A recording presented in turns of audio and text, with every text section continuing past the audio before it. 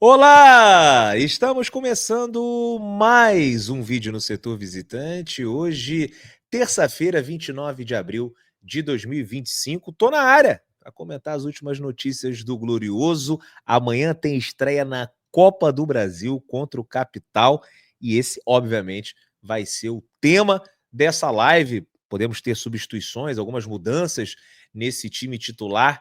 Afinal de contas, o Botafogo está no meio de uma sequência muito pesada e depois do Capital o negócio fica ainda mais difícil.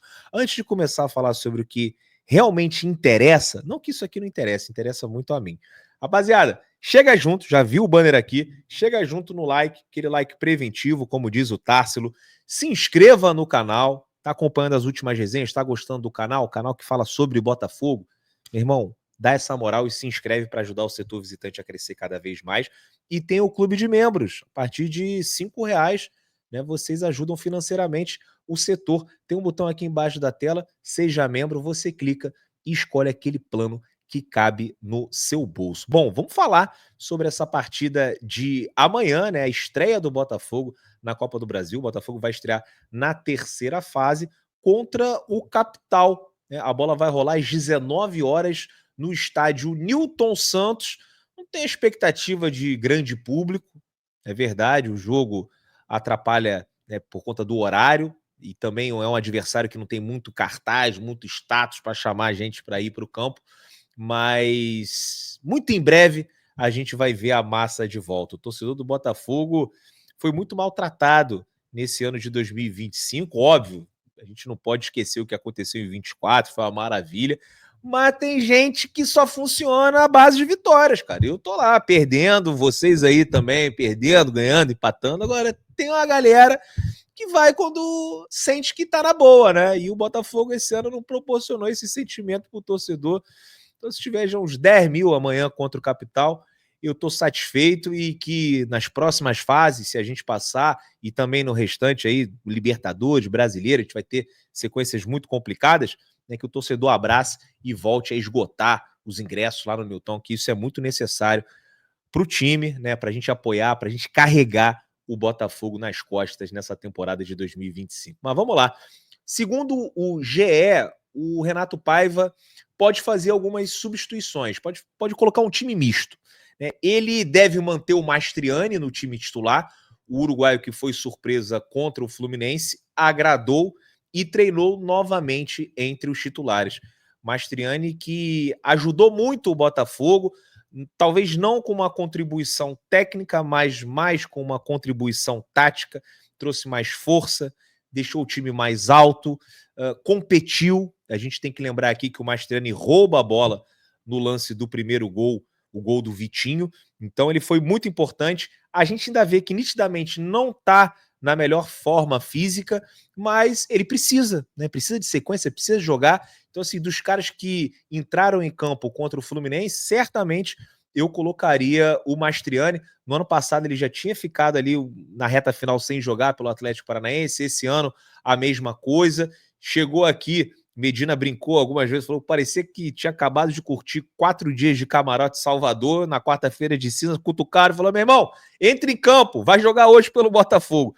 Tava mais ou menos assim, mas muito em breve, acho que vai ajudar, começar a ajudar com gols. Espero que amanhã, né, ele possa desencantar aí com a camisa do Botafogo, marcar um golzinho, que é muito importante. Atacante tem que fazer gol, né, cara? A gente estava falando isso há algumas semanas do Igor Jesus, que estava com dificuldade e tal, começou a fazer gol, começou a ficar mais confiante e vem jogando muita bola. Espero que o Mastriani amanhã tenha essa oportunidade. Vamos lá, o Paiva testou outras mudanças, né? Então a gente vai ter um time alternativo, um time misto, porque, cara, a nossa sequência tá muito pesada, né? O Botafogo vem jogando desde o dia 30 de março, quarta domingo, viaja para Santiago, viaja para Buenos Aires, viaja para Belo Horizonte e não consegue descansar, não consegue treinar, não consegue fazer absolutamente nada. Então a gente vai ter que levar alguns jogadores. E também é importante, sabe, para você rodar o elenco, para você dar moral para os caras, alguns jogadores que precisam ganhar confiança. Bom, a gente sabe que o Paiva, né, muito provavelmente vai fazer essas alterações, e aí tem alguns jogadores que estão sendo cotados aí para entrar né? A gente só vai saber amanhã, 1 hora antes do jogo. 6 horas a gente vai saber a escalação, né? O jogo começa às 19. Mas agora a gente pode imaginar algumas possíveis mudanças, como, por exemplo, o David Ricardo. O David Ricardo, que fez uma grande partida. Olha só que loucura, né? Foi expulso, prejudicou o Botafogo, mas ali naquele lance ele estava vendido. Eu acho que ele fez uma grande... Grande, ok. Talvez eu esteja exagerando um pouco, mas fez uma boa partida. Né? Uma apresentação muito honesta contra o Atlético Mineiro, e acho que vale a pena, né, você, de repente, testá-lo ali e descansar também o Barbosa. Né? Lembrando que o Barbosa, 2 jogos atrás, ficou fora porque estava sentindo dores e tal. Então, para que forçar? Né? Tem alguns jogadores que, na minha opinião, estão com a minutagem muito alta. O Barbosa é um deles, Marlon Freitas também, Savarino, Igor Jesus, são alguns dos caras que eu rodaria. Agora, uma possível mudança que o GE trouxe e que me chamou a atenção vai do Jefinho, cara. O Jefinho foi testado entre os titulares. Jefinho que, porra, desde o início do ano tá prometendo. O Botafogo, quando anunciou que ia utilizar o Campeonato Carioca como laboratório, que o técnico ia ser o Leiria, que o time ia ser o Sub-20 com alguns reforços de jogadores que não tinham sido utilizados no ano passado, né? O Jefinho seria o grande líder desse time, só que não jogou. A gente viu o Jefinho jogar, sei lá, mais 2 vezes, 20 minutos no máximo, é muito pouco, né? O Jefinho, há quanto tempo que ele não joga? 45 minutos pelo menos. Eu já nem lembro, cara, mas certamente faz muito tempo. Então, é um jogador que, se fosse videogame, vamos lá, você comprou o FIFA hoje, aí você vai iniciar um modo carreira, tem todos os jogadores do Botafogo, todos na mesma condição física. Na minha opinião, o Jefinho é titular desse time. Pelo que ele fez em 2022, joga muita bola. E mostrou que é realmente um cara muito talentoso. O problema tá aqui, é o foco no futebol. Jefinho tem que estar focado. Jefinho tem que estar bem fisicamente. Hoje em dia, o futebol, meu irmão, se você não tiver 100% mentalmente, fisicamente, você não vai conseguir render, você não vai conseguir jogar, você não vai conseguir entregar fisicamente, nem tecnicamente. Então, eu torço muito para que ele aproveite essa oportunidade, se de repente não for entre os titulares, que entre no segundo tempo, que jogue solto, né, que meu irmão, desfrute ali do momento, da volta, e que se prepare para os jogos mais importantes que a gente vai ter. A gente precisa muito do Jefinho contra um cara bobo, precisa do Jefinho de 2022 contra o cara bobo, precisa do Jefinho contra o Estudiantes, contra a Laú, contra o Flamengo, né, contra o Internacional. Então, eu espero que ele use esse jogo, que ele seja aproveitado, obviamente, se estiver bem fisicamente, e use esse jogo para se recuperar, para adquirir, né, aquele ritmo de jogo que está faltando. Quero saber a opinião de vocês sobre o Jefinho. Escalariam o Jefinho entre os titulares? Não sei se ele teria condições, mas eu certamente colocaria ele no decorrer da partida. Bom, a provável escalação é a seguinte: John no gol, Matheus Ponte, Jair Barbosa ou David Ricardo e Alex Telles. Gregory e Patrick de Paula. Então a gente tem a indicação do Marlon Freitas no banco de reserva. Ah, o Gregory foi expulso contra o Bahia. Pode jogar. Já saiu matéria hoje no GE também, mostrando que o Gregory tá liberado para enfrentar o Capital. No ataque, a gente tem o Arthur, também um bom jogo aí pro Arthur desencantar com a camisa do Botafogo, né? Para ganhar a moral com o torcedor. Matheus Martins ou Jefinho, Mastriani e Igor Jesus ou Elias Manuel. Eu não colocaria Savarino, eu não colocaria Igor Jesus, não colocaria Marlon Freitas também, nem Barbosa. Então, iria com Mastriani e Elias Manuel. E quero ver o Juan Cruz, irmão. Caramba, tá na hora da gente ver o Juan Cruz, cara. Pra saber se dá, se não dá.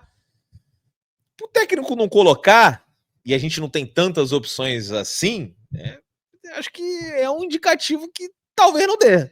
Mas, porra, se não for contra o Capital, cara, não vai ser contra ninguém. Então, de repente, pode aí entrar, se animar, fazer os gols, dar certo, e a gente ganha um reforço. Então, se não for entre os titulares, que seja no segundo tempo, Juan Cruz. Esses jogos, assim, que não tem tanto apelo, são legais por isso, né? Porque você vê jogadores que não vêm jogando com o time principal. Vamos ver se o Juan entra. O que vocês acham aí, hein? Juan Cruz, Elias Manuel, quem que seria o companheiro do Igor Jesus?